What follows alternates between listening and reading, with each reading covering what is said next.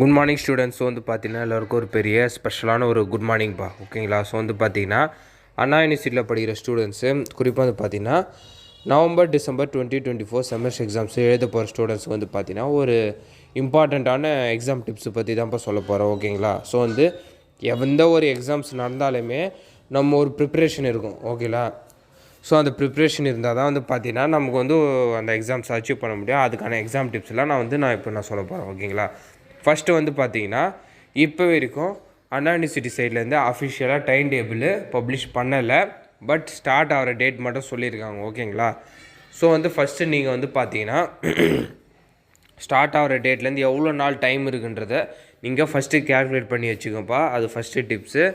Calculate பண்ணி வச்சுட்டு உங்களுக்கு எவ்வளோ சப்ஜெக்ட்ஸ் இருக்கோ ஸோ அந்த சப்ஜெக்ட்ஸை இப்போ உதாரணத்துக்கு 10 டேஸ் இருக்குன்னா உங்களுக்கு வந்து 5 சப்ஜெக்ட் இருக்குன்னா 2 டேஸாக வந்து ஸ்கெடியூல் பண்ணிக்கோங்க. ஓகேங்களா? 2 டேஸாக ஸ்கெடியூல் பண்ணிக்கின்னு இந்தந்த சப்ஜெக்ட்டு இந்தந்த டேட்டில் நான் படிக்க போகிறேன்ட்டு நீங்கள் ஸ்கெடியூல் பண்ணி வச்சுக்கோங்க. எக்ஸாம் முன்னாடி இருக்கிற அந்த 3 டேஸில். ஓகேங்களா? ஸ்கெடியூல் பண்ணிவிட்டு நீங்கள் படிச்சிருங்க. ரெண்டாவது, ஒரு சப்ஜெக்ட்டுக்கு 5 யூனிட் இருக்குது, எப்படி ஃபுல்லாக அவ்வளோ சப்ஜெக்ட்ஸை படிக்க முடியும்னு சொல்லிட்டு நீங்கள் வந்து ஃபீல் பண்ணலாம். ஓகேங்களா? ரொம்ப கஷ்டமாக தெரியும்.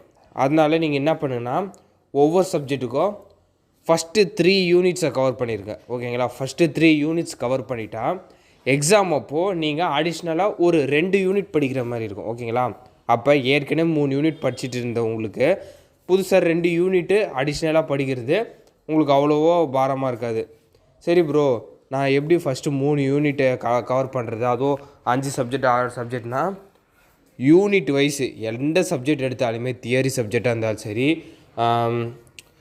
ப்ராப்ளமேட்டிக் பேப்பராக இருந்தாலும் சரி, நீங்கள் வந்து பார்த்தீங்கன்னா ஃபஸ்ட்டு வந்து பார்த்தீங்கன்னா ஒவ்வொரு யூனிட்டுக்கும் கான்செப்ட் இருக்கும். ஓகேங்களா? ஸோ மேஜர் கான்செப்ட் என்னன்றதை ஃபஸ்ட்டு புரிஞ்சுக்கோங்க. ஒரு தியரி சப்ஜெக்ட் எடுத்துக்கிறீங்க வச்சிங்களேன், ஒவ்வொரு யூனிட்டுக்கும் ஒரு மேஜர் கான்செப்ட் இருக்கும். ஃபஸ்ட்டு அந்த கான்செப்டை நீங்கள் தெரிஞ்சுக்கினீங்கன்னா கண்டிப்பாக வந்து மறக்கிறதுக்கு சான்ஸே கிடையாது.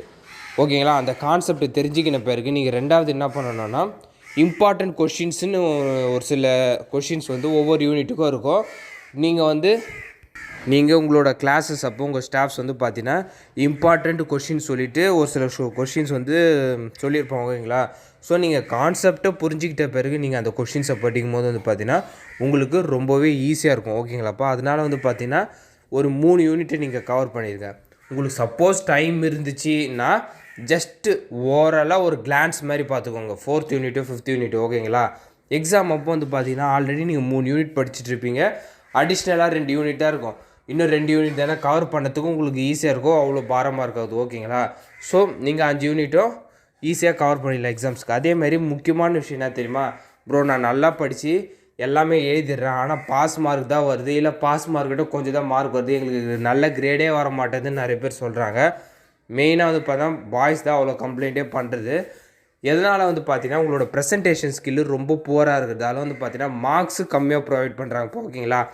ப்ரெசன்டேஷனை எந்த மாதிரி பண்ணுறதுன்னா சிம்பிளான விஷயம் தான். ப்ரெசன்டேஷனை ரொம்ப டிசைனாக எழுதுறதுலாம் இல்லை, நீட்டாக எழுதுனா. ஓகேங்களா? ஹேண்ட் ரைட்டிங்கை ஓரளவுக்கு நீட்டாக புரிகிற மாதிரி எழுதுங்க. அதேமாதிரி அடிச்சுலாம் எழுதாதீங்க. ஓகேங்களா? ஒரு மாதிரி ஓவர் ரைட்டிங் பண்ணி எழுதுறதெல்லாம் விட்டுருங்க. அதேமாதிரி எக்ஸாம்ஸ்க்கு வந்து பார்த்தீங்கன்னா நீட்டாக டயக்ராம் ப்ரெசன்டேஷன் பண்ணுங்கள். ஓகேங்களா? அண்டர்லைன் பண்ணி எழுதுங்க. ஸோ இந்த மாதிரி நீங்கள் எழுதினாலே பார்க்குறதுக்கு நீட்டாக ஆன்சர்ஸ்லாம் புரிகிற மாதிரி இருக்கும். ஸோ மார்க்ஸும் ப்ரொவைட் பண்ணுவாங்கப்பா.